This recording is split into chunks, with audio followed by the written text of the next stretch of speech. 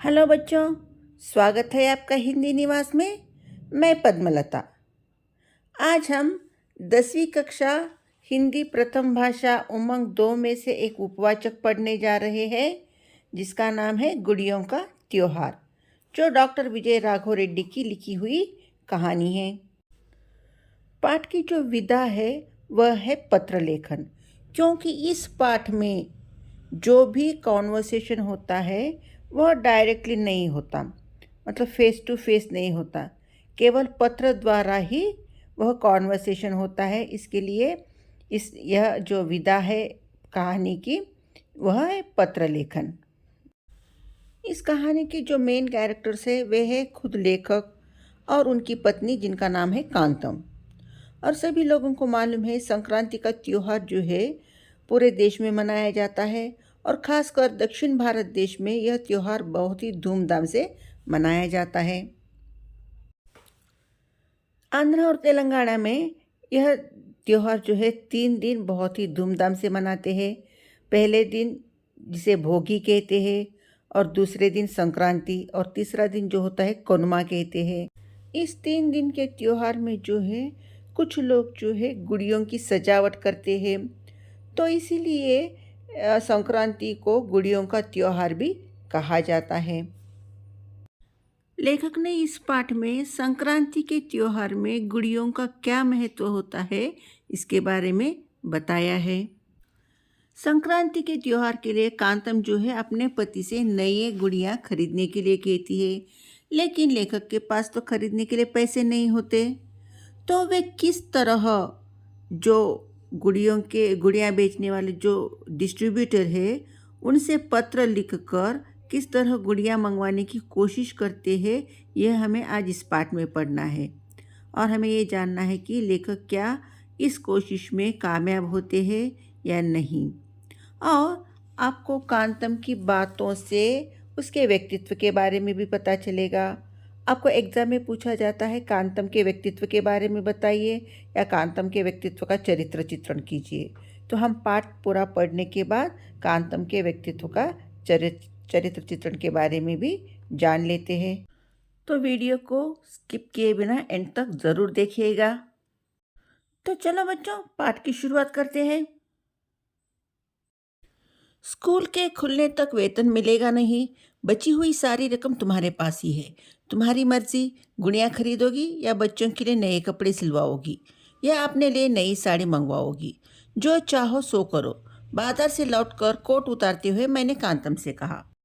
कांतम जो है लेखक की पत्नी है, और लेखक कांतम से कहते हैं कि स्कूल जब तक नहीं खुलेगा मुझे सैलरी तो नहीं मिलेगी। वेतन का मतलब होता है सैलरी, और मेरे पास जो भी पैसे बचे हैं वो तो मैंने तुम्हें दे दिए हैं। तुम्हारी मर्जी, तुम चाहो तो अपने लिए साड़ी खरीदो या बच्चों के लिए नए कपड़े खरीदो या गुड़ियाँ खरीदो। जो चाहे सो करो, कहकर बाजार से लौटकर लेखक ने कांतम से कह दिया। हाँ हाँ, बड़ा खजाना रख छोड़ा है तुमने मेरे पास। कुल 10 तो रुपये बचे हुए हैं। ऐसे कह रहे हो मानो बहुत बड़े नवाब के बेटे हो। कांतम ने जवाब दिया, मेरा मजाक बनाते हुए। अरे परसों जब कोंडापल्ली जा रहा था तब कहा होता तो 4-5 रुपयों की गुड़ियाँ ले आता। आंख मटकाते हुए मैंने कहा, मानो किसी बड़े बाप का बेटा हो। लेखक की बात सुनते ही कांतम को बहुत गुस्सा आया, और उसने कहा, तुमने मुझे सिर्फ 10 रुपये दिए हैं, ऐसे कह रहे हो जैसा कि कोई खजाना छोड़ा है। खजाना, जिसे हम इंग्लिश में ट्रेजर कहते हैं। कांतम अपने पति से कहती है कि तुम 10 रुपये देकर खुद को ऐसे समझ रहे हो जैसे कि नवाब के बेटे हो, मतलब बहुत रिच पर्सन हो। इस पर लेखक कहते हैं कि जब मैं परसों कोंडापल्ली जा रहा था तब अगर तुम कह देती तो मैं 4-5 रुपयों की गुड़िया ले आता, क्योंकि संक्रांति का त्यौहार आने वाला था, और संक्रांति के त्यौहार में गुड़ियों का बहुत महत्व होता है आंध्रा और तेलंगाना में। तो उस वक्त क्यों मुझसे नहीं कहा, कहकर लेखक ने कांतम से पूछा। बस बस बनाइए नहीं, कोंडापल्ली में काठ की गुड़ियों के सिवा कुछ नहीं मिलते, मुंह बिगाड़ते हुए कांतम ने कहा। काठ, काठ का मतलब लकड़ी। कोंडापल्ली की जो गुड़ियाँ हैं पूरे वर्ल्ड में फेमस है। लकड़ी की जो गुड़ियाँ बनाते हैं वहाँ पे। बात बदलने के उद्देश्य से मैंने कहा, बस अब चुप करो, देखा जाएगा। आखिर मेरी बात तो सुनिए। कुछ भी हो, इस साल कम से कम 10 रुपयों की गुड़िया अवश्य खरीदना होगा। पुरानी गुड़िया सारी खराब हो गई है। बच्चे बहुत जिद कर रहे हैं नई नई गुड़ियों के लिए। कांतम एक छोटा सा व्याख्यान देते गई। लेखक के चुप करवाने पर भी कांतम चुप नहीं हुई और वह कहती है कि इस बार किसी भी हाल में जो है हमें कम से कम 10 रुपयों की गुड़ियों को तो खरीदना ही है संक्रांति के त्योहार के लिए, क्योंकि पुरानी गुड़िया जो है बहुत ही पुरानी हो गई है और बच्चे नए गुड़ियों के लिए जिद कर रहे हैं। मेरे सुनी अनसुनी सा रह जाने से फिर उसने कहा, सुन रहे हो, आपसे ही तो कह रही हूँ, इस साल नई गुड़िया जरूर खरीदना होगा, अन्यथा इन पुरानी गुड़ियों को देखकर लोग हंसेंगे। अच्छी बात है, उसी के बारे में मैं सोच रहा हूँ। कांतम की बात सुनकर भी लेखक चुपचाप रहे। तो कांतम को लगा कि लेखक उनकी बात नहीं सुन रहे हैं। तो कांतम कहती है कि क्या आप मेरी बात सुन रहे हो या नहीं? इस साल किसी भी हाल में जो है नई गुड़िया खरीदना है, नहीं तो लोग जो है पुरानी गुड़ियों को देखकर हंसेंगे, क्योंकि गुड़ियों को त्योहार पे जो है गुड़ियों की सजावट करने के बाद, गुड़ियों को बिठाने के बाद जो है आसपास के लोगों को बुलाया जाता है। तो कांतम कहती है कि नए गुड़ियों को ज़रूर खरीदना है, नहीं तो इन पुरानी गुड़ियों को देखकर लोग हंसेंगे। तो लेखक कहते हैं कि ठीक है, मैं सोच रहा हूँ, चलो खाना खाते हैं पहले। भोजन के बाद मैं बिस्तर पर लेटकर सोचने लगा, उधार तो अब मिलेगा नहीं। कहीं पैसा मिल भी जाए तो भी 10 रुपये गुड़ियों के लिए खर्च करने की इच्छा नहीं हो रही है। सोचते सोचते मुझे एक उपाय सूझा। तुरंत कलम और कागज लेकर पत्र लिखने लगा। विजय राघव रेड्डी जो है शिक्षक के साथ साथ एक लेखक भी थे, जो पत्र पत्रिकाओं में, पेपर में आर्टिकल्स लिखते थे, कहानियाँ लिखते थे। तो भोजन के बाद लेखक लेटे लेटे ये सोचने लगे कि अभी तो कोई मुझे उधार देने वाला नहीं है, और अगर उधार मिलता भी है तो उस उधार पैसे से मैं 10 रुपयों की गुड़िया खर्च नहीं कर सकता, क्योंकि उधार लेकर गुड़िया खरीदने का लेखक का मन नहीं हो रहा था। और ये सोचते सोचते उन्हें एक उपाय सूझा और उन्होंने तुरंत पत्र लिखने के लिए कलम और कागज़ लेकर पत्र लिखने के लिए बैठ गए। तो वे किसे पत्र लिख रहे थे, किसे लेटर लिख रहे थे? विजयवाड़ा में जो वेंकोजी एंड सन्स कंपनी है, जो गुड़ियों का डिस्ट्रीब्यूटर है, तो उस कंपनी को लेखक पत्र लिखने के लिए बैठ गए। तो देखिए पत्र में क्या लिखते हैं। लेखक जो है बंदर के रहने वाले थे, तो राइट साइड में उन्होंने अपने गांव का नाम लिख दिया और लेफ्ट साइड में वे किसे लेटर लिखना चाहते थे उनका एड्रेस लिख दिया। सेवा में Venkoji and sons company, Vijayawada. तो उन्होंने पत्र की शुरुआत किस तरह की? महोदय, इंग्लिश में हम जिसे रेस्पेक्टेड सर कहकर बुलाते हैं। तो पत्र लेखन जो है बच्चों दो प्रकार के होते हैं, एक जो है औपचारिक पत्र और एक जो है अनौपचारिक पत्र। और ये पत्र जो है औपचारिक पत्र है। अनौपचारिक पत्र जो है अपने मित्रों को या अपने भाई बहन, पिताजी, माँ, जो भी हमारे रिलेटिव्स होते हैं, उन्हें लिखने वाले जो भी पत्र होते हैं उन्हें हम जो है अनौपचारिक पत्र कहते हैं। और औपचारिक जो पत्र होते हैं जिसे हम ऑफिशियल लेटर्स कहते हैं, जो बैंक को या सरकारी कार्यालय में लिखे जाने वाले पत्र या पुस्तक विक्रेता को लिखे जाने वाले पत्र, तो इस तरह के पत्र जो है औपचारिक पत्र होते हैं। कॉलेज या स्कूल में टीचर या प्रिंसिपल को लिखे जाने वाले जो भी पत्र होते हैं, माने लीव लेटर समझो या और कोई भी, उसे वह भी जो है औपचारिक पत्र के अंदर आता है। उसी तरह कोई कंप्लेंट, किसी के खिलाफ हम कंप्लेंट दर्ज करते हैं, तो शिकायत जो होती है वह भी औपचारिक पत्र कहलाता है। महोदय, अपना एक छोटा सा निवेदन करने के लिए मैं आपको यह पत्र लिख रहा हूँ।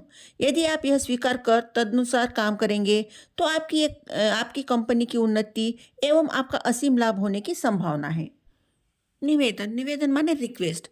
तो लेखक कहते हैं कि मैं आपको यह रिक्वेस्ट करने के लिए यह पत्र लिख रहा हूँ, अगर आप यह बात मेरी स्वीकार करेंगे और उस अनुसार काम करेंगे तो आपकी कंपनी की बहुत बड़ी उन्नति होगी। उन्नति माने प्रोग्रेस। और आपकी कंपनी को जो है असीम लाभ होगा। असीम का मतलब जिसकी कोई सीमा ना हो, जिसे हम लिमिटलेस कहते हैं। तो आपकी कंपनी को जो है लिमिटलेस प्रॉफिट होगा अगर आप मेरी बात मानेंगे तो। मैं आंध्र प्रदेश के लेखकों में थोड़ा बहुत नामी लेखक हूँ। ऐसा कोई व्यक्ति नहीं होगा जो मेरी कहानियों को देखते ही न पढ़ता हो। मेरे शहर में एक नया पत्र निकल रहा है। लोगों का कहना है उस पत्र की 20,000 तक प्रतियां निकलती है। कहना ही नहीं, सचमुच यह बात सही है। इस स्थिति में आप यह मत सोचिए कि उसे केवल 20,000 लोग ही पढ़ते हैं। हमारे देश में एक व्यक्ति के खरीदे हुए पत्र को कम से कम 20 लोग पढ़ते हैं। लेखक जो है वेंकोज एंड सन्स कंपनी वाले को अपना खुद का इंट्रोडक्शन देते हैं और कहते हैं कि मैं आंध्र प्रदेश के लेखकों में थोड़ा बहुत नामी लेखक हूँ, मतलब मेरा भी थोड़ा बहुत नाम है आंध्र प्रदेश के लेखकों में से। और कोई ऐसा व्यक्ति नहीं है कि जो मेरी कहानियाँ न पढ़ता हो। हर एक जो है मेरी कहानी देखकर मेरी कहानियों को पढ़ते हैं। और मेरे शहर में जो है एक नया न्यूज़पेपर निकल रहा है और लोगों का कहना है कि उस पत्र की 20,000 तक प्रतियां निकलती है। प्रति का मतलब होता है कॉपी। तो 20,000 कॉपीज निकलने वाली है। और आपको तो पता है कि केवल जो है 20,000 लोग ही उस पेपर को नहीं पढ़ेंगे। अगर 20,000 पेपर बिकेंगे तो 20,000 लोग ही उसे नहीं पढ़ते। हमारे यहाँ एक पेपर को कम से कम 20 लोग पढ़ते हैं।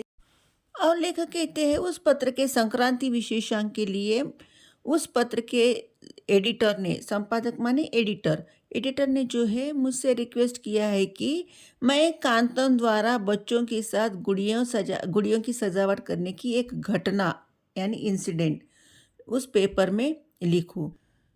चलो बच्चों, नेक्स्ट पैराग्राफ पढ़ते हैं।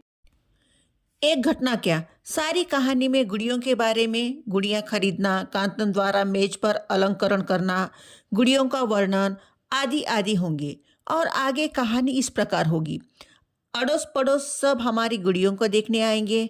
वे इन गुड़ियों की सुंदरता, निर्माण चातुरी, बढ़िया फिनिश और टिकाऊपन देखकर मुग्ध होकर कांतम से पूछेंगे कि आपने इन गुड़ियों को कहाँ से खरीदा। कांतम उनसे कहेगी कि सारी गुड़ियाँ विजयवाड़ा के प्रसिद्ध वेंकोज एंड सन से खरीदी गई है और वहाँ गुड़ियाँ बहुत सस्ते दाम पर मिलती है। लेखक अपने आप को बहुत होशियार समझते हैं और वे उस कंपनी वाले से कहते हैं कि मैं किस तरह आपकी गुड़ियों की पब्लिसिटी करूँगा ये बताने की कोशिश करते हैं। और कहते हैं कि मैं उस संक्रांति विशेषांक में जो है उस गुड़ियों के बारे में लिखूंगा, जैसे कि गुड़ियाँ खरीदना, मेरे पत्नी द्वारा उस गुड़ियों का अलंकरण और उस गुड़ियों का वर्णन। इतना ही नहीं, आस पड़ोस के लोग जब आएंगे उस गुड़ियों को देखने के लिए तो उन गुड़ियों की सुंदरता, उसकी निर्माण चातुरी और उसके बढ़िया फिनिशिंग के बारे में और उसके टिकाऊपन के बारे में देखकर बहुत ही आश्चर्यचकित होंगे। मुग्ध होना मतलब आश्चर्यचकित होना। और मेरे पत्नी से पूछेंगे कि आपने यह गुड़िया कहाँ से खरीदी। तो मेरी पत्नी कहेगी कि मैंने यह गुड़िया जो है विजयवाड़ा के प्रसिद्ध वेंकोजी एंड सन्स कंपनी से खरीदी है और वहाँ गुड़िया जो है बहुत ही सस्ते दाम पर मिलती है, बहुत ही अच्छी गुड़िया मिलती है कहकर कांतम उन लोगों से कहेगी। लेकिन एक कठिनाई है, मुझे यह पता नहीं है कि गुड़ियाँ कितनी प्रकार की होती है और आपके यहाँ कौन कौन सी गुड़ियाँ बिकती है। जब ये बातें मुझे ज्ञात नहीं है, मैं उनका वर्णन कैसे कर सकूं। इसीलिए आप एक काम कीजिएगा तो अच्छा रहेगा। आपके पास जो जो गुड़ियाँ हैं उनमें से प्रत्येक नमूने यानी मॉडल एक एक गुड़िया मेरे पास भिजवाइएगा। अर्थात कोंडापल्ली की कांच, सेल्यूलाइट, रबर, चीनी, मिट्टी के गुड़ियों के नमूने आदि आदि। यदि इनमें इनमें भी अलग अलग डिज़ाइन हो तो उनमें से भी एक एक। यदि प्रत्येक डिज़ाइन में तरह तरह की गुड़ियाँ, कुत्ते, बिल्ली, सिंह आदि हो तो उनमें से भी एक एक भिजवाइएगा। उन सब का सूक्ष्म दृष्टि से निरीक्षण करके उनके विस्तृत वर्णन के साथ साथ मैं कहानी लिखूंगा। 4 लाख लोग आपकी गुड़ियों की कहानी उस पत्र में पढ़कर आपकी दुकान के पास भीड़ लगाएंगे गुड़ियाँ खरीदने के लिए। आप जैसे बड़े व्यापारी लोगों को विज्ञापन की महत्ता के बारे में अलग अलग बताने की ज़रूरत नहीं है। आशा है कि आप पत्र में उल्लिखित विधि के अनुसार गुड़िया भिजवाएंगे। उत्तराभिलाषी भवदीय वेंकटराव। पहले ज़माने में कोंडापल्ली की सिर्फ काठ की गुड़ियाँ बिकती थी, मतलब लकड़ी की गुड़ियाँ बिकती थी। लेकिन ज़माने बदलने के साथ साथ जो है वहाँ पे काठ की गुड़ियों के साथ साथ जो है कांच की, सेल्यूलाइट की, रबर, चीनी, मिट्टी, इस तरह की सभी तरह की गुड़ियाँ बनाने लगे। और उसी तरह अलग अलग डिज़ाइन के, उसी तरह कुत्ते, बिल्ली, सिंह यानी एनिमल भी बनाने लगे। लेखक उस कंपनी वाले से पत्र में कहते हैं कि मैं आपकी गुड़ियों के बारे में लिखना तो चाहता हूँ, लेकिन एक प्रॉब्लम है। क्या प्रॉब्लम है? आपके पास जो भी गुड़िया हैं, वह कितने प्रकार की है और किस तरह की गुड़िया है, मतलब उसकी क्वालिटी क्या है, इसके बारे में तो मुझे बिल्कुल मालूम नहीं। तो मैं इसका वर्णन कैसे करूँगा? इसीलिए आप एक काम कीजिए, आपके पास जितने भी मॉडल के गुड़िया हैं, चाहे वह चीनी हो, काठ की हो, सेल्यूलाइट की हो, रबड़ की हो या चीनी मिट्टी की हो, और जो भी एनिमल्स हो, हर तरह के हर मॉडल के गुड़िया जो है एक एक पीस मुझे भिजवाइए, ताकि मैं उसका अच्छी तरह से निरीक्षण कर सकूं और मैं जो है उस पर लेख लिख सकूं। और मेरे लिखे हुए लेख को जो है उस पेपर में 4 लाख लोग पढ़ेंगे। 4 लाख लोग किस तरह पढ़ेंगे? उस पेपर की कितनी प्रतियां बिकती है, कहकर लेखक ने कहा 20,000 प्रतियां रोज। तो एक पेपर को जो है कम से कम 20 लोग पढ़ते हैं हमारे यहाँ। इस हिसाब से 20,000 प्रतियां की कितने लोग पढ़ेंगे? 4 लाख लोग पढ़ेंगे। और इस तरह बताकर कहा कि आप जो बहुत बड़े व्यापारी हैं और आपको विज्ञापन विज्ञापन का मतलब होता है एडवर्टाइजमेंट, और एडवर्टाइजमेंट के बारे में अलग से बताने की ज़रूरत नहीं है। तो आप जो है जल्दी से जल्दी गुड़िया भिजवाने की कोशिश कीजिए, कहकर लेखक ने पत्र का एंड कर दिया और कह दिया कि आपका भवदीय वेंकट राव। भवदीय का मतलब होता है सिंसियरली। तो इस तरह लेखक ने पत्र का एंड कर दिया। चलो बच्चों, अगला पैराग्राफ पढ़ते हैं। पत्र लिखने के बाद महसूस हुआ कि भारी बोझ उतर गया। अपने इस बुद्धिमानी पर मुझे गर्व हुआ। तभी कांतम को जगाकर यह बात बताने की इच्छा हुई। फिर थोड़ी देर सोचकर निश्चय कर लिया कि अभी उसे बताना ठीक नहीं है। अगले दिन भी यह बात उसे बताने की इच्छा नहीं हुई। हाँ, इतना तो बता दिया कि संक्रांति के लिए अवश्य गुड़िया आएगी। कांतम उससे संतुष्ट हुई। 2 दिन के बाद वेंकोज एंड सन्स कंपनी से चिट्ठी आई। बोझ उतर जाना एक मुहावरा है जिसका मतलब होता है परेशानियों से पीछा छूटना। मतलब उनकी जो परेशानी थी संक्रांति को गुड़ियों को लाने की, तो उन्होंने जब खत लिखा तो उन्हें लगा कि चलो मेरी परेशानी दूर हो गई। ये खत को देखकर जो है वेंकट जी कंपनी वाले ज़रूर गुड़िया भेजेंगे। और उन्हें अपने ही बुद्धिमानी पर बहुत ही गर्व हुआ। वे अपने आप को बहुत होशियार समझ गए और यह बात जो है वे पत्नी को बताना चाहते थे, लेकिन फिर उनकी इच्छा नहीं हुई।